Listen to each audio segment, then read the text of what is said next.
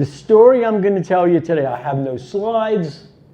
The story I'm going to tell you today, and I'll tell you what prompted it. It's this. I read a story in the Hollywood Reporter that Barack Obama and Michelle Obama, who have a deal with Netflix. That's like what I do. They have a deal with Netflix. And what they wanted to do was the story of Betty and Barney Hill. And when I read this, I said to myself, why in the world would Barack Obama, who when he was on The Tonight Show with Seth Meyers, it was The Tonight Show, I think, with Seth Meyers asked him, because they're talking, they're chatting. So suddenly Seth Meyers pipes up and says to Barack Obama, so, where did you find out about Roswell? Obama pauses, looks at him, looks at the audience, and says, they tell me not to talk about it. Two questions pop up. Who's they and what's it? Okay? Then I read where the Obamas are want to do a movie about Betty and Barney Hill. Okay, I get it. Betty and Barney Hill had an interracial marriage. Obama's parents, interracial marriage. But why would he choose Betty and Barney Hill, of all people? The real story of what happened with Betty and Barney Hill is that 1961 abduction, believe it or not, and I'll tell you the story, wound up with the assassination of President Kennedy. And here's why. You know the story of Betty and Barney Hill, right? They're driving along, they're on a vacation in Canada. It's right smack dab in the beginning of the civil rights movement in the United States. Birmingham, Alabama is exploding. There are demonstrations. The country's on a knife edge. And Betty and Barney, remember, Betty was a social worker, and I knew Betty very well. I interviewed her for UFO magazine. I knew Betty very well. Betty was a social worker, and Barney worked for the post office. They decide they're going to take a trip to Canada to get out of here. Country's burning up. Take a trip, vacation. So they're on the road coming back from Canada in New Hampshire, and they see a light over the car. They think it's the moon. Bright star. But as they're driving along, Barney's driving, as they're driving along, Betty's looking out, and the light's following them. Betty can't figure this out. Barney, look. Barney gets nervous. So they stop at this place called Franconia Notch in New Hampshire. They stop there to get a better look at the light. Get this. Betty and Barney step out of the car. They're looking up at the light, and the light starts coming down. Well, you can imagine what they thought. They're back in the car. Barney opens the glove compartment to make sure his gun is in there, closes it. They start driving, and they start driving down some lonely road, and the light is following them. Finally, on a lonely patch of road by some woods, the light settles down over the car. Barney goes ballistic. He yanks the gun out of his car, opens the driver's side door, and and he sees these little figures. He's going to confront them with a gun. Betty says, "I'm out of here." Opens the passenger door, shoots the hell out Suddenly, she's wearing a black dress. Suddenly, they grab Betty and they start dragging her into the woods, up a ladder into a craft. There's trace evidence for this, by the way, folks. On the craft, Betty sees Barney. "What are you doing here?" What they do on the craft, they suction out from Betty her egg cells. Then they suction out from Barney his sperm cells. Neither of them knew why until weeks later. The next thing they know, they're back in their car and they're driving up the road to their driveway. They think it's only been a few minutes. As you all know, it's been 3 hours. The next morning, Betty calls her sister and speaks to her niece, Kathy Martin. And Betty tells the story of what happened. And they're, "Oh, well, that's interesting." Betty's sister says to her, "You know, our mom had contact with these strange creatures. And she told me our grandmother had contact with these creatures." "Really? You mean it runs in the family?" Barney starts suffering from health problems. He's nervous. His blood pressure starts skyrocketing. Betty's worried. I mean, these are not young people. I mean, they're not kids. They take Barney to the family doctor. The family doctor says, "There's nothing wrong with you. What you need, if you're having these bad dreams and you're nervous and have anxiety, you should see a psychiatrist." They take Barney to a psychiatrist. At the psychiatrist, Barney tells the story of seeing the little creatures. He forgets what happened. He wakes up. They're going home. He's in the car driving. They're going home. He can't account for the time. Psychiatrist says, "You know, I know someone who can help you." This is a psychiatrist. His name was Benjamin Simon. This was a psychiatrist who, and there was a movie about him too. It's called Captain Newman, M.D., starring Gregory Peck and Bobby Darin. This is a psychiatrist who, during the war, would treat the B-17 bomber pilots who had battle fatigue. He would treat them. They see Benjamin Simon. They tell Benjamin Simon the story, and Benjamin Simon says, "Oh, it sounds like you have, it's like shell shock or something here." So what he does is, separately, not together, separately, he regresses, hypnoregression, he regresses Betty and Barney. They don't share their stories. And he tape records those sessions, obviously tape records the sessions. They tell this incredible story, being dragged up to this craft. Betty says she's lying on a gurney, an examination table, and they're examining her whole body. And these are little gray creatures doing that. Barney says, and Barney is upset about this, because it's challenging him sexually.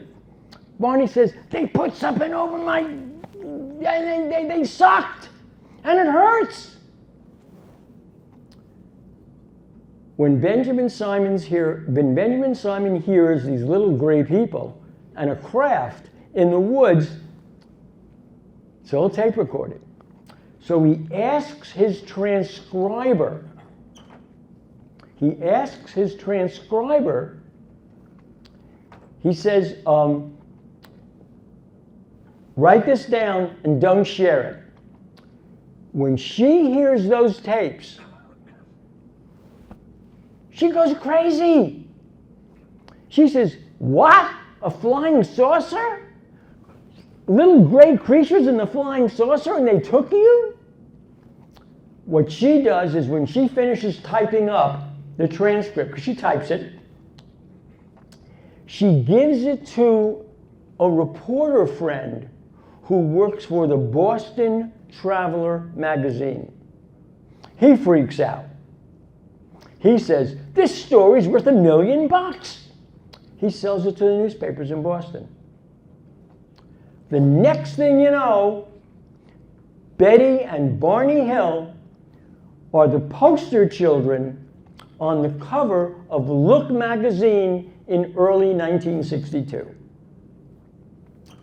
And the country's going crazy. And the actor James Raymond Fuller writes the book Interrupted Journey. The actor James Earl Jones buys the rights to the book, buys the rights to Betty Hill, buys the rights to Barney Hill, buys the tapes off Benjamin Simon. That becomes the first television movie. Now imagine, just imagine this. President Kennedy is sitting in the Oval Office and they hand him a copy of that Look magazine. Kennedy said, what? Flying saucers? Then he's told, you know, Mr. President, that there was a crash at Roswell in 1947. And in the Pentagon right now, the head of Army Research and Development has tasked one of his officers, Lieutenant Colonel Philip Corso, with the job of taking some of that debris from the flying saucer at Roswell and filtering it into American industry. Kennedy says, what, they're doing this and nobody asked me? Where'd they get the money? The aide says, Mr. President, the senator in charge of this, get this, is Strom Thurmond. Strom Thurmond comes up with a multi-million-dollar budget and says to Arthur Trudeau, who is the head of Army R&D, take this to defense contractors, but don't tell them where it came from. Come up with it's an Italian, the Italians invented this. Oh, the French invented this. Oh, we got this from the Nazis at the end of the war. Not allowed to say UFOs. So that's what Arthur Trudeau, who's an Army general, big guy, big important guy, at the center of a big scandal back in the Eisenhower administration. For another time, we'll talk about that. So Arthur Trudeau says, look, I'm an Army general. I can't be the guy doing this. I know. There is a lieutenant colonel in the 7th Army, in the Maryland National Guard. He is one of the inspector generals for that. I'm going to get him. Nobody knows this guy. That's Phil Corso. So Phil Corso, he leads him, he makes him the head, and then they don't call this UFOs.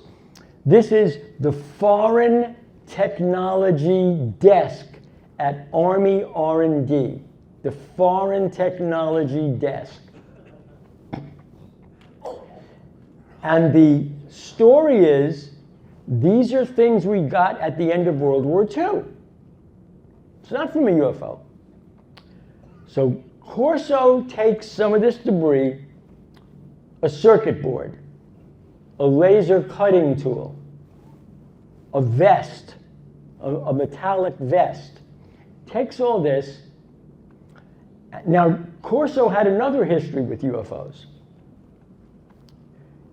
After he got his butt kicked out of Rome by Eisenhower, he was the adjutant in Rome at the end of the war after Mussolini fell. He becomes the big guy at the head of Army CIC, right, Counterintelligence Corps. And in Rome, he manages to insult the British general, General Dasher. General Dasher, to give you an idea what he did, General Dasher walks into this army hospital run by the CIC. And there are all these wounded guys there.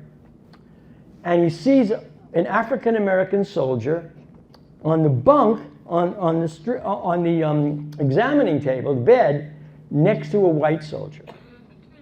And he says to Corso, "Oh, excuse me, Colonel, I thought that you didn't mix in the army white and black soldiers." Here's what Corso does.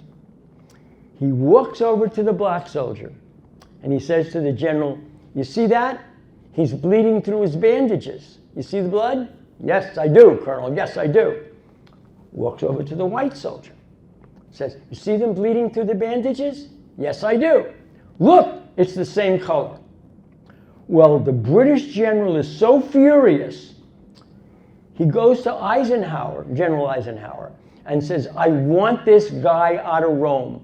So what Ike does is he sends Corso to Fort Riley, Kansas. Fort Riley, home of the 7th Cavalry and General George Custer. He sends him to Fort Riley, Kansas. One night in July 1947, Corso is the night duty officer. Anybody who served in the military knows you're in charge of all the sentries, you have to walk the posts, you have to make sure that the base is secure. That's Corso.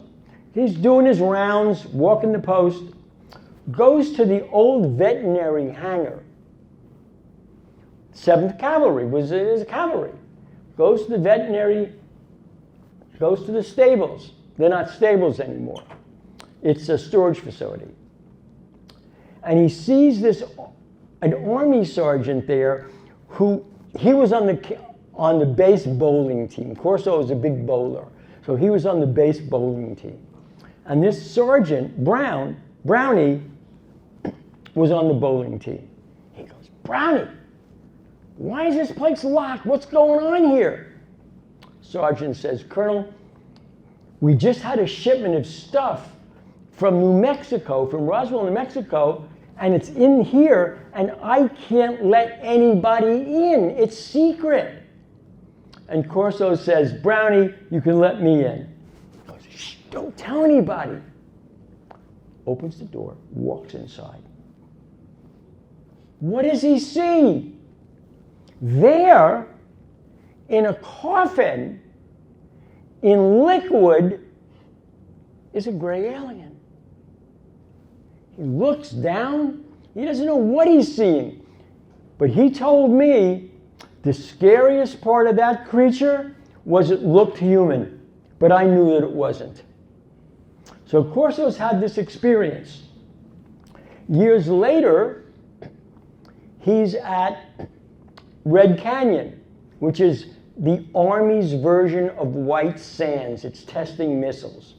He's training a Nike battery. Remember the old anti-aircraft missiles, Nikes from the 1950s? You're all not spring chickens, so you remember this, okay? We all have the same problems. So he sees this thing, and he's at Red Canyon. And at Red Canyon, what the artillery officers would do is he had a Piper Cub. He didn't fly it, but he had a pilot. And they would fly him over the missile range to make sure if they were doing testing, nobody would hit anybody on the head. They're flying, and Corso looks down and he says, "What the hell is that?"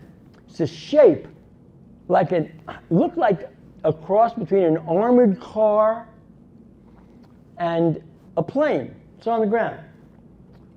He says to the pilot, "Take me back to base. I'm going to drive out here." Base, drive out to the missile range. Corso's looking at this thing. Doesn't know what it is. He touches it. It is hot. This is New Mexico desert. It's hot. He touches it, and it's ice cold. He turns around to call back to base and say, "Hey, we got an unidentified craft here." Turns back, and it's gone. Flash forward, it's 1961. Corso is now busy moving material around from defense contractors. And that's what an aide tells President Kennedy. You know that Betty and Barney Hill story in a magazine here? You have an Army colonel in the Pentagon at R&D taking debris from that crash at Roswell that Harry Truman told everybody about. Remember, when we talked about presidents and UFOs, who was the first president to say that UFOs are real? Harry Truman, back in the 1950s. He's on radio. You could find him on YouTube, by the way. Find him on, just Google it. He's saying, "We know these are flying," his quote, "these are flying saucers. We know what they are," end quote. First president to mention that. So, Kennedy is stunned. The Russians are in space. The Army Redstone rocket is getting ready to launch into space. The Navy wants to launch a rocket into space. The branches of the military are competing with each other for launching rockets. Kennedy then learns that in Nevada, a few years earlier, actually it was 1955 when the base opened. In Nevada, there's a base, and he's told some of the craft that crashed here are at that base. Now Kennedy is going crazy. Now remember, this is not conspiracy theory 101. Jack Kennedy, from the time he was at Harvard, having relationships with various people, from the time he was at Harvard, he met, knew, worked with Dr. Timothy Leary. You know who he was? Timothy Leary was a neuropsychiatrist who worked with the CIA on Cold War tactics. He was not some fly-by-night psychiatrist. He was a real CIA psychiatrist. In fact, the story is that in 1953-54, well, it was after the Korean War, so it would be 55-56. After the Korean War, the person who was now head of Army R&D was head of Army Intelligence G2. He takes some of Timothy Leary's LSD and he dumps some of it their tabs, he dumps them in the morning coffee of the Pentagon Army General Staff. Chaos ensues. They're wandering around. I don't know what's going on. That was the end of that experiment. Timothy Leary leaves the CIA and moves to Greenwich Village. That's how I got involved. And he moves to Greenwich Village. So Kennedy is taking LSD at the White House. And they're smoking pot at the White House. But Kennedy had another doctor he was working with, a doctor by the name of Max Jacobson. Max Jacobson was a surgeon in Germany, in Berlin, in the 1920s. But operations back in the 1920s had a problem. The operating rooms weren't sterile, and patients were dying of sepsis. The standard joke was, oh, the operation was a great success, too bad the patient died. I mean, that was one of the problems. So Max Jacobson, he was at the Charité Hospital in Berlin. He thought to himself, you know, what would happen if instead of treating somebody surgically, I treated the blood system? And if I treated the blood system, how could I find a way to rejuvenate the blood? It was a theory, 1920s theory. So here's what he does. He concocts this formula, and he says, what's the best way to rejuvenate blood cells? Well, what's the animal that rejuvenates itself? You cut it in half, it grows a new half. An eel. He takes eel cells, puts it in the test tube. Who is the strongest male animal on the planet? Strong, powerful. Bulls! He takes bull gonads, squashes them up, puts them in the test tube. Liquid's in there. He then says, well, how do I you know, there's no FDA in Germany in 1920s. How do you test this stuff? Puts it in a syringe and says, only one way. Bam. Well, he gets sick as a dog. But a day later, he's feeling rejuvenated. He says, so here's the problem. The problem is I need something to mask all this bull cells and eel cells.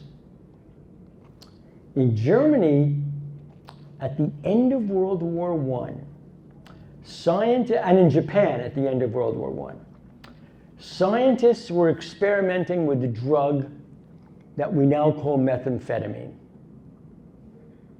to keep people awake. It was mainly to keep pilots awake on long bombing runs. In fact, in World War II, we used methamphetamine on our pilots. That's why Benjamin Simon was treating our pilots.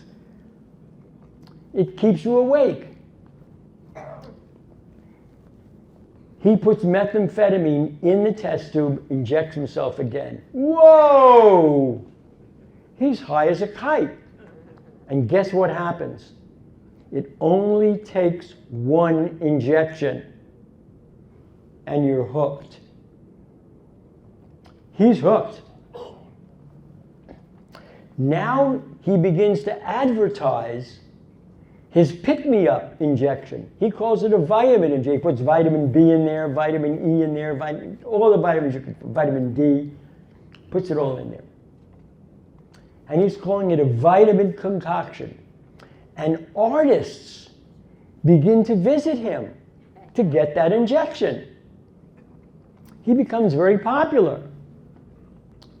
Until one day in 1932, a guy in a brown shirt. Now remember, by the early 30s, there are brown shirts walking through the streets of Berlin. And remember, in Berlin, Max Jacobson is Jewish, and in Berlin, the Jews lived in a ghetto. That's where the word ghetto comes from. And it was a cordoned off section of Berlin. And there was this main street called Judenstrasse, Jew Street, where they all lived. That's where Jacobson lives, in Berlin. As brown shirts are marching through the streets of the ghetto, screaming, "No more Jewish blood," beginning of the Holocaust, a brown shirt shows up at Jacobson's office. Guy in the group. And he says, "Dr. Jacobson, I have a small problem down here." And he says, I had relations with someone and now I'm itching and it's almost a mess. And Jacob says, "Why are you coming to me? I'm not that kind of a doctor. I mean, I don't treat sexual diseases. I don't treat syphilis or anything. Gonorrhea, I don't treat that stuff. I'm a hematologist. I treat blood." The guy says, "You don't understand, Dr. Jacobson. If I went to a German doctor with what I have, I'd get thrown out of the Nazi Party, the National Socialist Party. I'd get thrown out because we're not allowed to have sexual relations." Jacob says, "Okay, fine." He starts giving him arsenic, starts giving him various drugs, clears him up. The guy says to Jacobson, "I will repay you for this. I thank you." Weeks pass. Guy shows up again at Jacobson's office and says, "Dr. Jacobson, I have some very bad news for you. You are on a list of people who are going to be picked up and going to a special camp. Get out of Berlin." My grandparents said the same thing. Get out of Berlin. Jacobson leaves for Paris, then he leaves for the United States, but all of his patients come with him. And he becomes, in New York, he becomes kind of a mini celebrity. All these writers are coming to him, Cecil B. DeMille is coming to him, movie actors are coming to him, Anais Nin comes to him, Truman Capote comes to him, Alan J. Lerner from Lerner and Lowe comes to him. They're all coming to him. Now it's 1960. And Senator Kennedy, now remember, Jack Kennedy had a bad back problem from his service in World War II when he had to rescue people when PT-109 sank. He can barely walk sometimes, his back is killing him.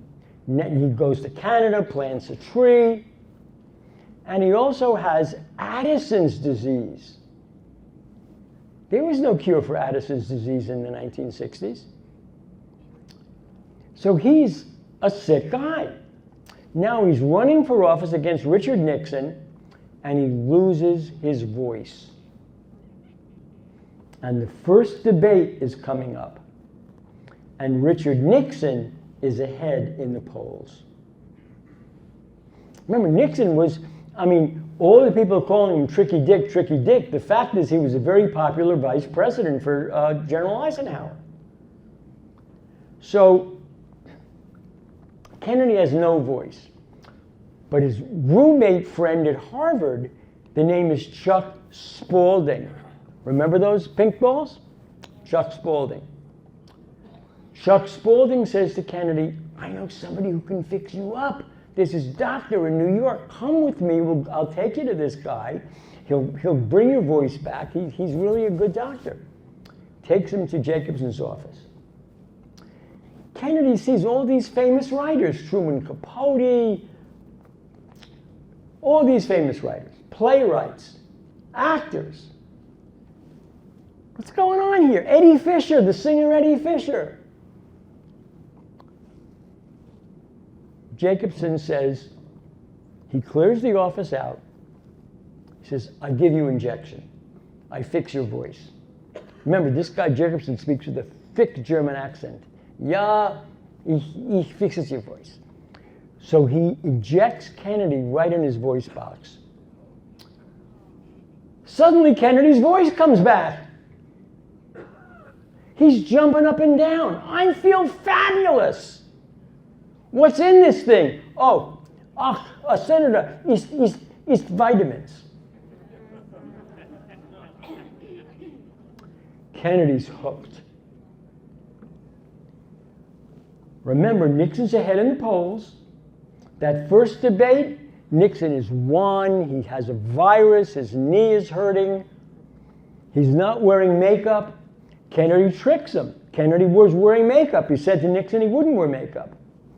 Kennedy beats the crap out of him in that first debate. You can see it it's still on YouTube. Beats the crap out of him. The polls switch.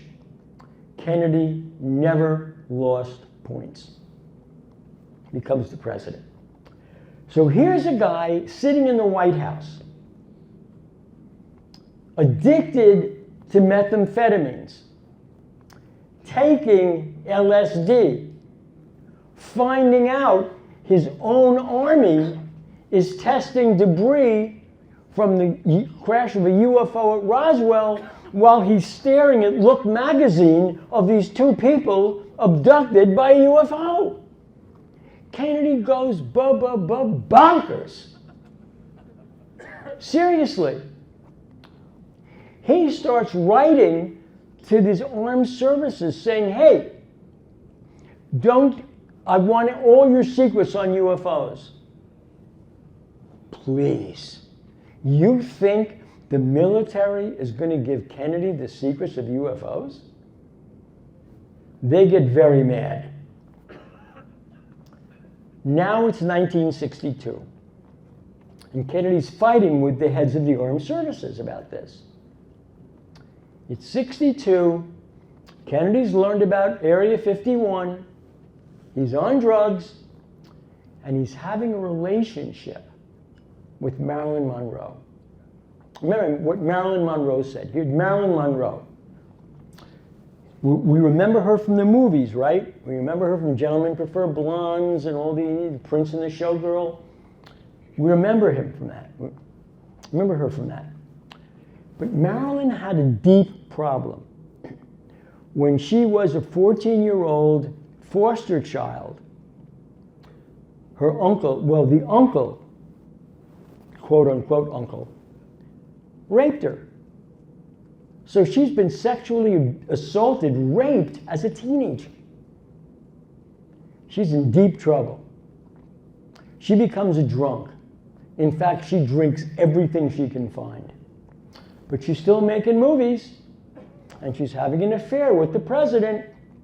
And then, in this crazy, crazy moment, she goes to Jackie Kennedy. And she says to Jackie Kennedy, you know, your husband's going to divorce you, and I'm going to be the first lady.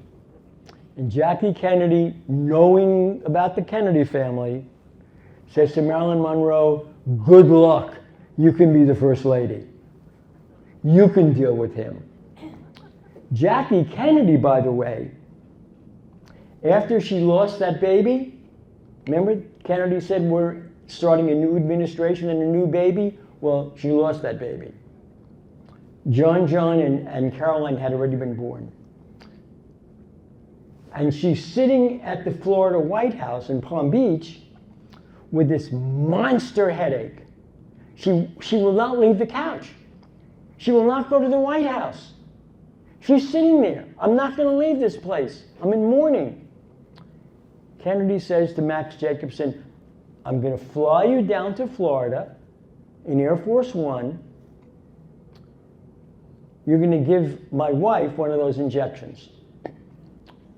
He gives Jackie Kennedy an injection of straight methamphetamines. Jackie is hooked. Jackie is hooked. Jack is hooked. Things are getting worse. He flies Max Jacob to Vienna. Remember the Vienna conference with Khrushchev? Flies him to Vienna. In Vienna, before they leave, get this. The Soviet military intelligence, the NKVD, breaks into Max Jacobson's office and they steal Kennedy's medical records. Now they know that he's a methamphetamine addict. So they're having a meeting at a hotel, Khrushchev, Kennedy, to discuss the Berlin situation. It's 1962.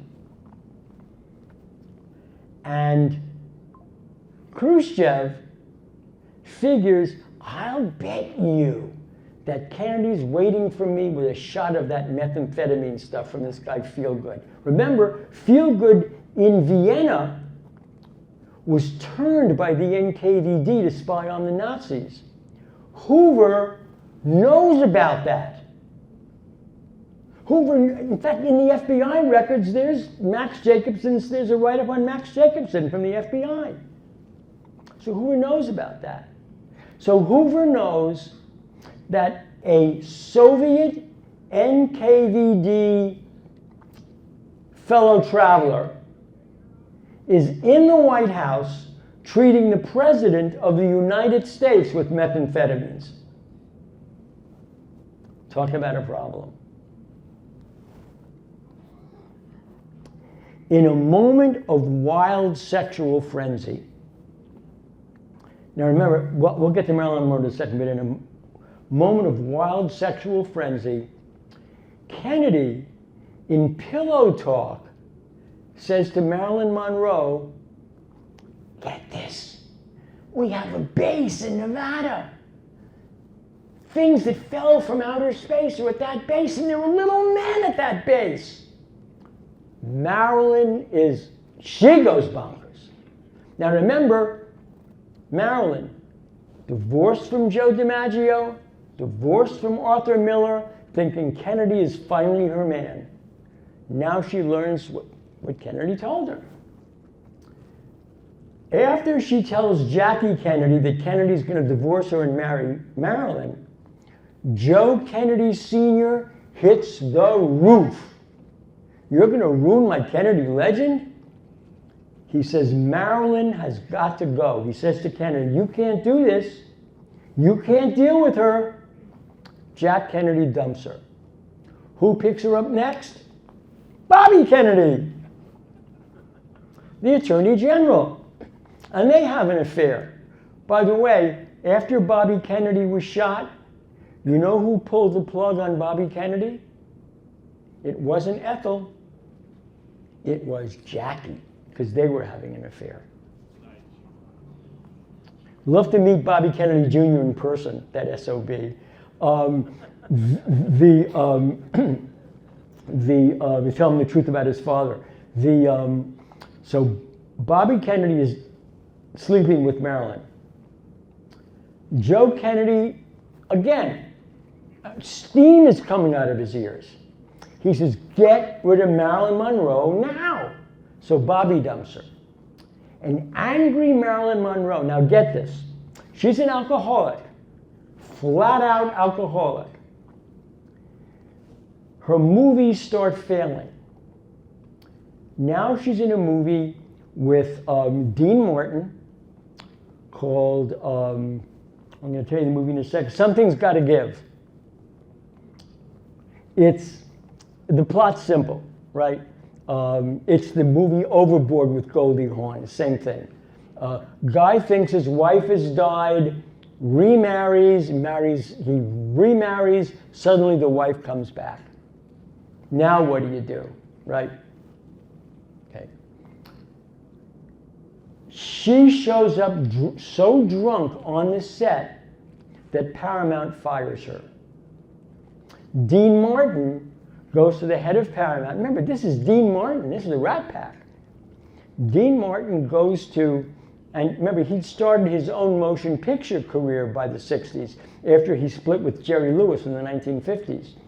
Goes to the head of Paramount, and he says to the head of Paramount, give Marilyn another chance. They do. They give Marilyn another chance. Let me check my time. They give Marilyn another chance. She blows it again. She's fired.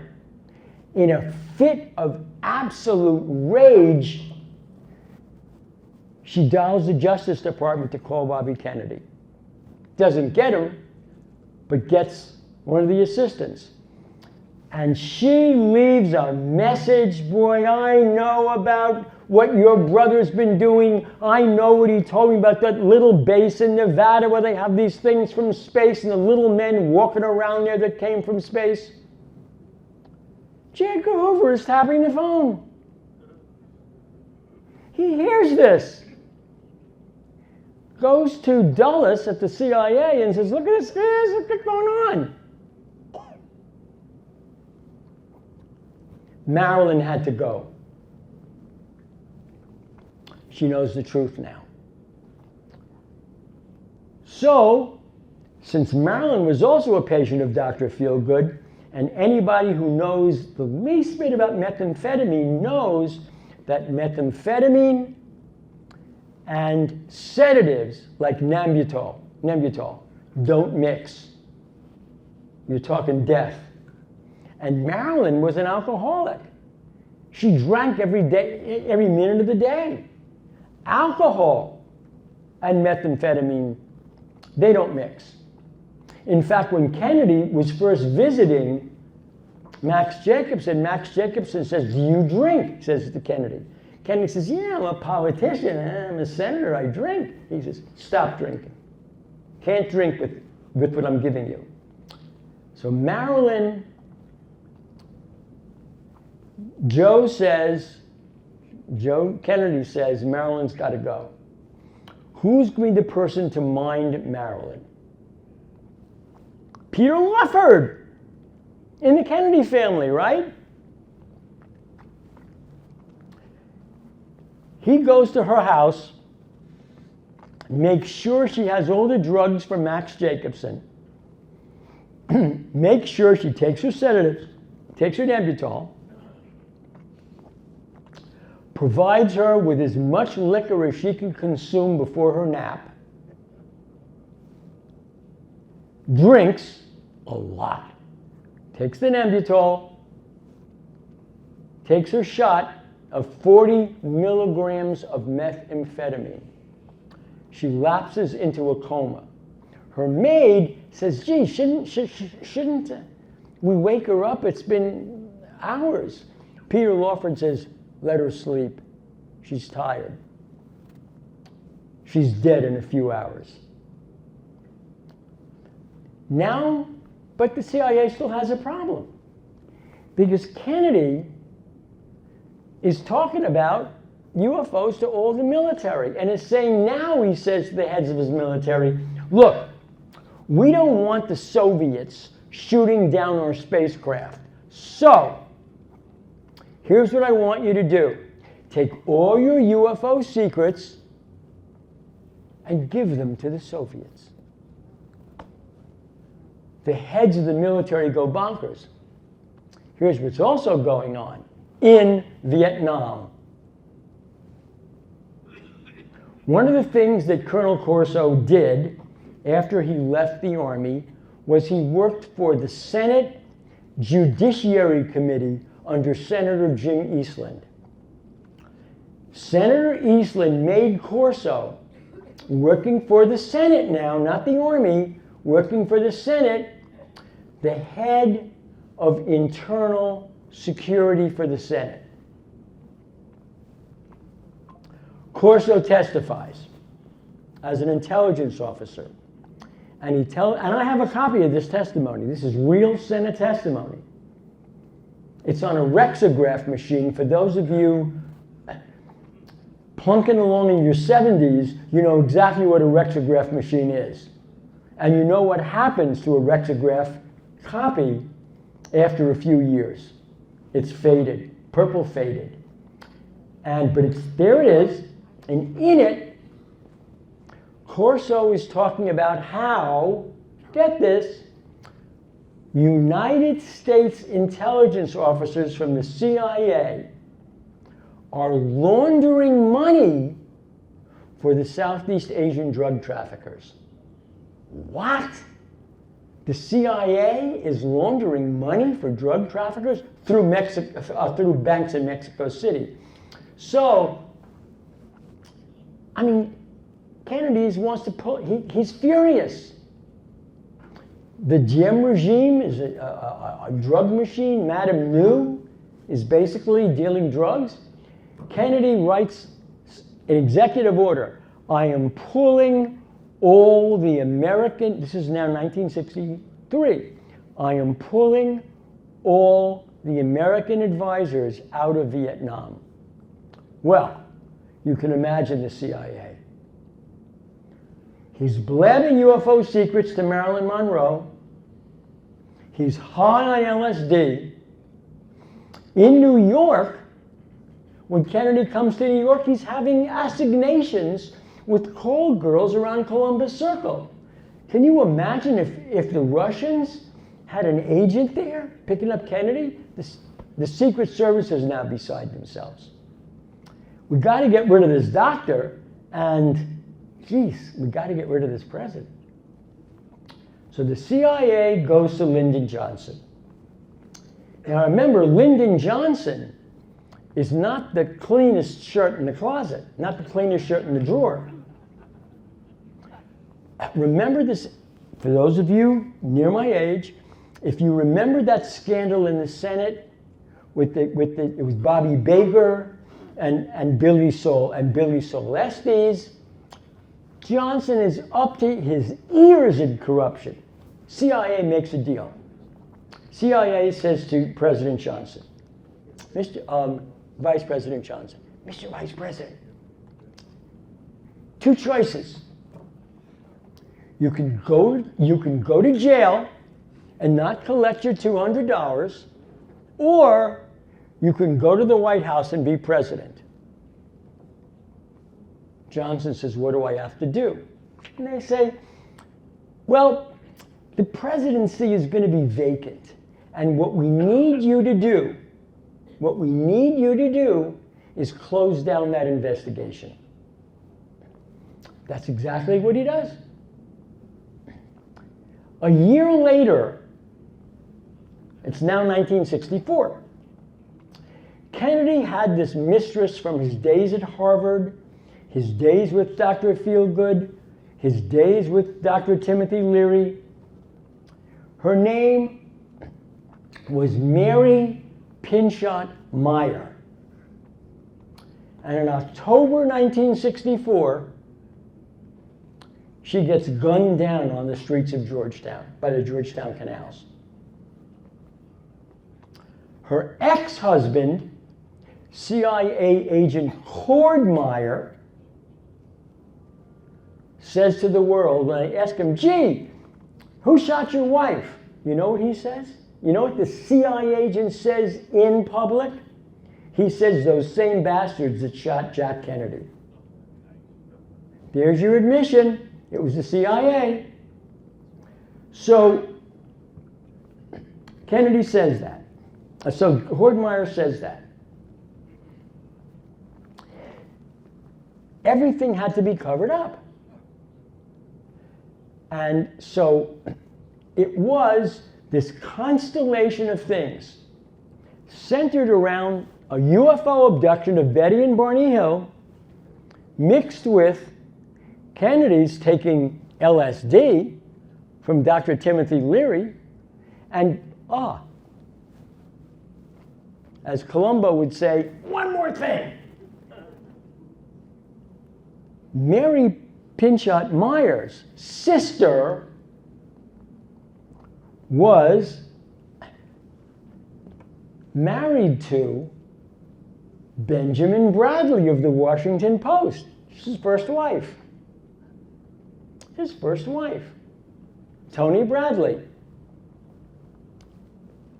Benjamin Bradley, after his sister-in-law's death, goes to her apartment. Well, he's got a key, walks up to the door, puts the key in the lock, and the door opens. The door opens. Who's in the apartment? Pushes the door open. There, rifling through all of Mary Pinchot Meyer's stuff, is none other than Angleton, George Jesus Angleton, head of CIA counterintelligence. Ben Bradley, the head of the Washington Post, looks at James Jesus Angleton and says, "What are you doing here?" And Angleton says, "I'm looking for Mary Meyer's diary." Ben Bradley says, "Why?" He says, "Don't ask me why. I'm looking for the diary. I want to read it and destroy it." And Bradley says, "I know where it is, and I will destroy it for you." Angleton leaves. Ben Bradley finds her diary, throws it in the fireplace, and burns it. What was in the diary? I asked years and years and years ago, after I was recruited, years and years ago, I asked Tony, obviously before she died, I asked Tony Bradley what was in the diary. Plus, I also knew from knowing Timothy Leary what was in that diary. Here's what was in the Timothy Leary diary. Here was in the diary that Kennedy, Mary Meyer, and Timothy Leary shared. I'll just say this. We're not alone on this planet. We're not the only Homo sapiens walking around this planet. That's in his diary. He's talking about all the creatures he's seeing, all the strange little people he's seeing on LSD.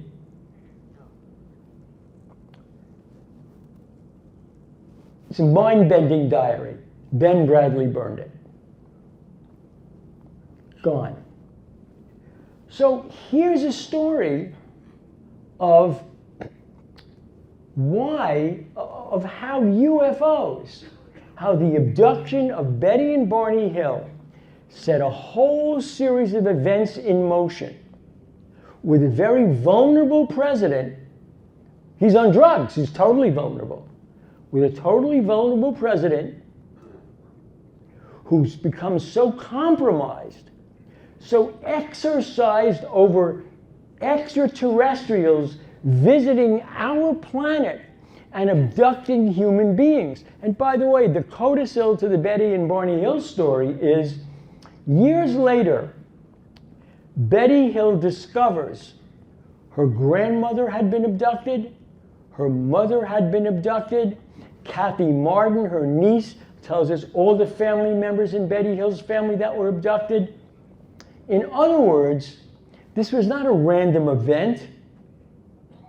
One of the things we now know about UFO contact and abductions is that they run in families.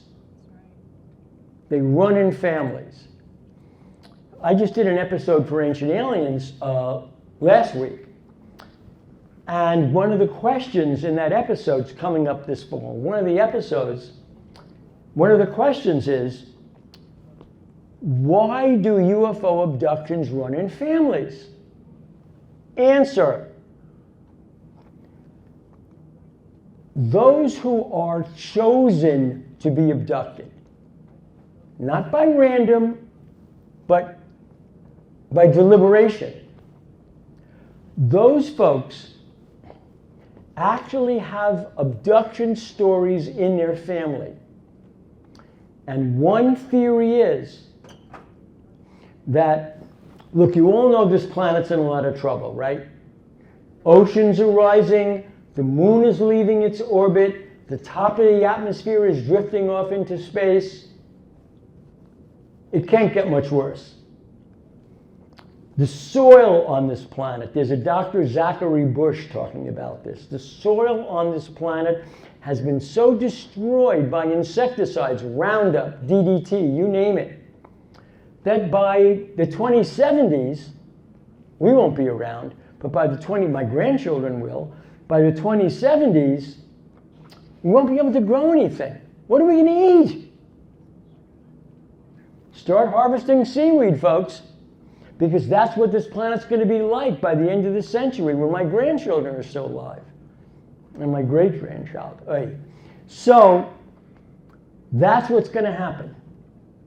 Could it be, Ancient Aliens question, could it be that a certain group of us, the chosen, whoever they are, the chosen, those bloodlines, are being manipulated, trained, honed to face the end of life on this planet, which will happen shortly after the new century. That might be one reason of continuing abductions in families. It is a biological reprogramming of the human race. And that is how one story of Betty and Barney Hill, with the background of ETs are looking for alien ET, alien human hybrids, like Betty Hill, being trained not only to survive the death of this planet, but also how it resulted in the death of an American president. Questions? Any questions? You sure? Gee, it's like my class at Trenton State College. Really? It's my class at Trenton State College. They were painted. Yes? So who's Oswald? Where'd he come from? Oswald, where'd he come from? Lee Oswald? Okay. Story of Lee Oswald. After the assassination of President Kennedy, Philip Corso, Army Intelligence, Philip Corso goes to the United States Passport Office to find out who this person, Lee Harvey Oswald, was. Remember, Phil Corso is an intelligence officer. He was trained by British intelligence in World War II. He goes to the passport office. You know what he finds out? There are two Lee Harvey Oswalds. By the way, two different sizes. One's a strapping 6'3" guy, an Army general. One is a short little guy like me, Lee Harvey Oswald. Why are there two Lee Harvey Oswalds? It's very strange. Corso also finds out that there are no records of Lee Harvey Oswald. Not in the CIA, not in the Army, not in the Marine. He was a Marine, not in the Marines. When you talk to one of the Secret Service agents who were in Dallas at the assassination, Paul Landis was the person I spoke to. He told me he's riding, remember how the Secret Service rides? So he's in the limousine behind the presidential, the open top limousine. He's in the back, he's in the car behind. He is on the Jackie detail, not the president's detail, but the Jackie detail. They hear the first shot. Now, he said what Secret Service agents do, first of all, remember Dealey Plaza is a bowl, okay? So you hear a shot, it's ricocheting off the sides of the bowl. So the Secret Service agents hear the shot from obviously the book depository. They look, but the president is still sitting in the car. He's not hit. Then there's a second shot. This time the back of Kennedy's head blows off. Paul Landis has jumped onto the Kennedy limousine to throw his body over Jackie. That's why he's next to President Kennedy. He hears the shot, looks at the grassy knoll at the bridge over Daley Plaza, and sees people running across the bridge as the back of Kennedy's head comes off. Jackie jumps on him, he jumps on Jackie, and that's the story he tells. It wasn't just a second shooter, but it was a shooter running across the bridge. Years later, when we're doing the story of Dr. Feelgood, by the way, it was Paul Landis who gave Max Jacobson the name Dr. Feelgood. So, as we're writing this book, we talk to Paul Landis. And we say, did you ever recognize any of the shooters? Or the shooter? And you know what Paul Landis says? It was E. Howard Hunt. There you go. That's your answer. Any other questions? I can't see if there are any hands. I can't see in general, but go ahead. How close did Dorothy Kilgallen get to the truth? Marilyn Monroe said, thank you for that. Marilyn Monroe said that because she knows all the secrets, she's going to go tell Dorothy Kilgallen. Remember her from What's My Line? Dorothy Kilgallen, about what she knows about Jack Kennedy. Guess who dies soon after interviewing Lee Harvey Oswald? Dorothy Kilgallen. Any other questions? Go ahead, back there, you were up. I heard that Colonel Corso, before he died, was going to write another book. Yes, I was writing his other book. Here's the other book I was writing with him when he died. It's called An American in Rome. And it's the story of how Phil Corso became the head of the Army CIC in Rome and how he helped organize all of the local militias to be run by the Army CIC. It's Corso's story of being in Rome and what happened after he was kicked out of Rome by the British and saved by President Eisenhower. But that was the second book. More questions? Yes. Back there, was your hand up? No, she was just doing this. Oh, okay. Scratching noses. Yes. Yeah, I have a question. You were talking about Ben Bradley, and I know he was a newspaper man. Ben Bradley? He was the editor of the Washington Post. Right, and you mentioned that he destroyed that diary. Correct? Yes, he destroyed the diary. He burned it in the fireplace. Okay, I have a question for you. Whether the CIA told him to do that, but the question is that I know Ben Bradley also helped uncover Watergate for Nixon. Correct. So why would he burn the diary? Covering up, exposing the Nixon Watergate is one thing. Stepping on CIA toes. So he was afraid for his life? When I was at UFO Hunters, our paths were crossed, well, at least my path was, over and over again by, they're called CIA knocks.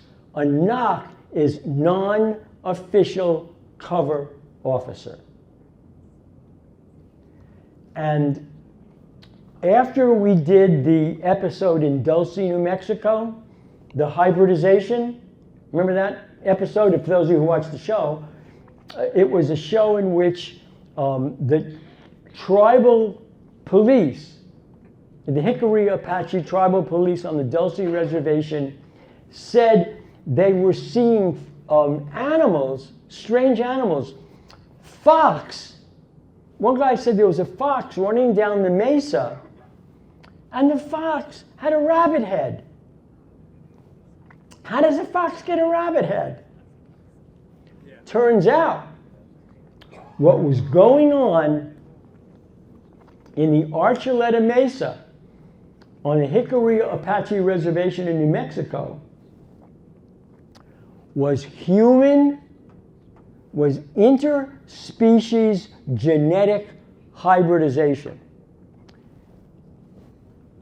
Was it UFO or was it ETs? Was it Big Pharma? Was it the Army?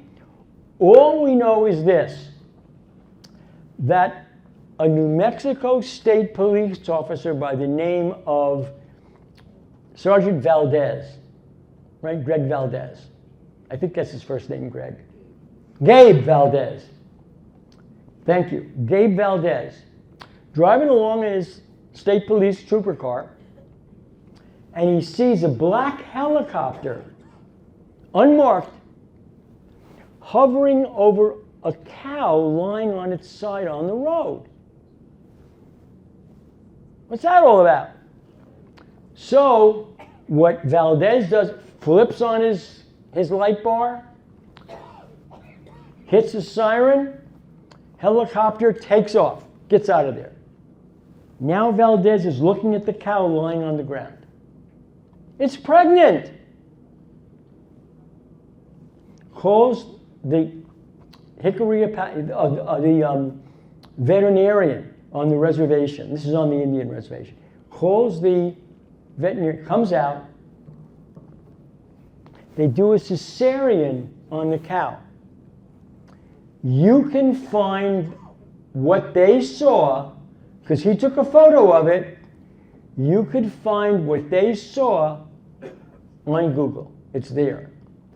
It is a calf embryo with a human head and a human hand. When we showed that photograph on national television, on the History Channel, Senators Lindsey Graham, Chuck Grassley, Marion Landrieu submitted a bill under Title 18 Federal Penal Code, making it against the law to do a genetic hybridization between animals. It is now against the law. That, this one CIA non-official cover officer said, you stepped on toes so big that you're lucky you're still breathing.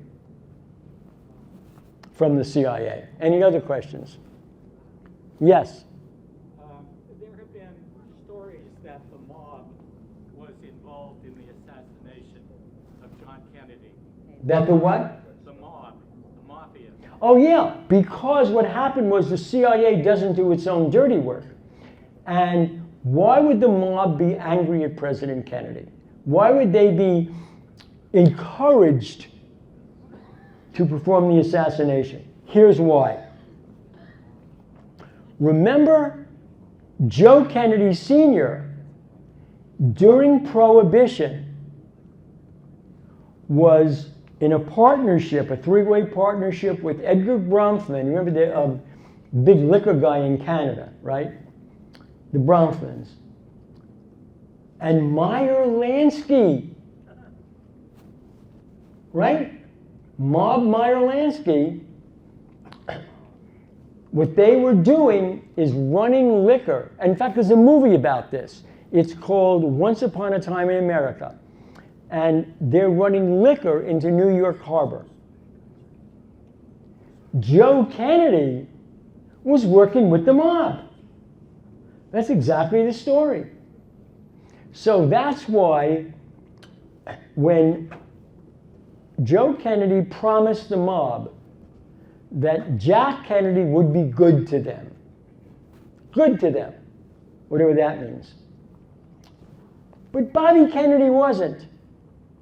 And in fact, what Bobby Kennedy did was he brought mob figures like Costello before the Senate committee, and he grilled him on organized crime. That was the scene. Remember the scene in The God? Okay, 5 minutes?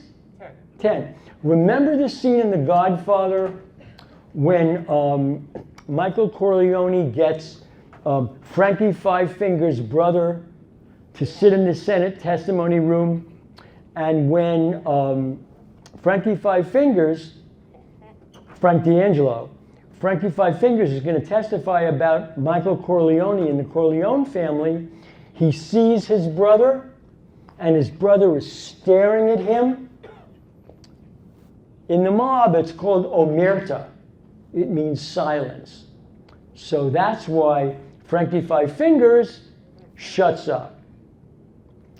When Bobby Kennedy brought mob figures before the Senate, he broke the agreement that Joe Kennedy had with the mob. That sealed his son's fate. Bobby's too. Any other questions? Yes? What role do you think the defense contracting industry has in blocking disclosure efforts? What role do I think the defense industry has, contractors have, in keeping everything quiet about UFOs? When we were doing the first episode of UFO Hunters, the first episode involved, among other things, how this one person convinced these two Army CIC pilots in a B-25 Mitchell bomber to take a box, it wasn't UFO material, by the way, to take a box of UFO material on the plane back to California. Remember, it was August and the services had just split. So they're going back to California. They're flying over Washington State, and they put the UFO material, the so-called UFO material, in a box in the Bombay of the B-25. We tested what would happen when highly conductive ferrous material is sitting next to a circuit breaker. Guess what happens? The circuit breaker may go, but the ferrous material will carry the circuit. That's what happened to that B-25. The B-25 caught fire in the Bombay. The fire spread to the wings. The two pilots told the two tech sergeants to jump. They did. And the pilot guided the plane away from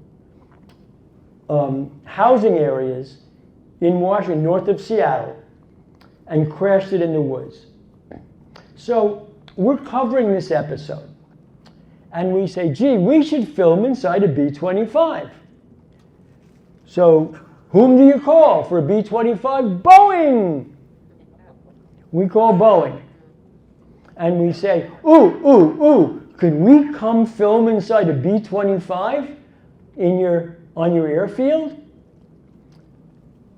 And this public relations person from Boeing gets on the line and says, why do you want to film in a B-25? We say, we're doing a television show called the UFO Hunters, and we click. That's why the defense contractor will never reveal the story. Any other questions? Last 5 minutes. Go ahead. Do you know anything about the Skinwalker Ranch? I know a lot about the Skinwalker Ranch. It would take too long for the 3 minutes I have left. But it's a real thing. It's a real portal. It's one of a number of portals on this planet. And just like Marley Woods in the Ozark Mountains, there are strange creatures that seem to come out of nowhere at the Skinwalker Ranch. I've seen the videos. I've spoken to the people there. There's a whole group of people who watch on the outskirts of the ranch. The Defense Department gave it up. Bobby Bigelow gave it up. Nobody wants it. Any other questions? One back there. Stand up, please.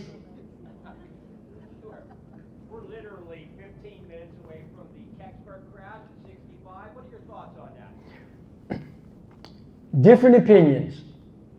We covered the Kecksburg crash at UFO Hunters, and we spoke to the witnesses. Now, if Fred Saluga is still in the audience, he will tell you, because he lives near there, he will tell you that that was a Russian satellite. Other people have said it was a Russian satellite.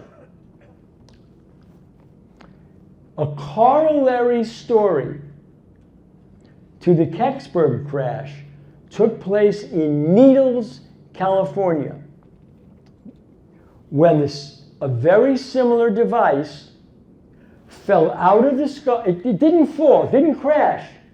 It landed, and the Kecksburg object landed. It didn't crash.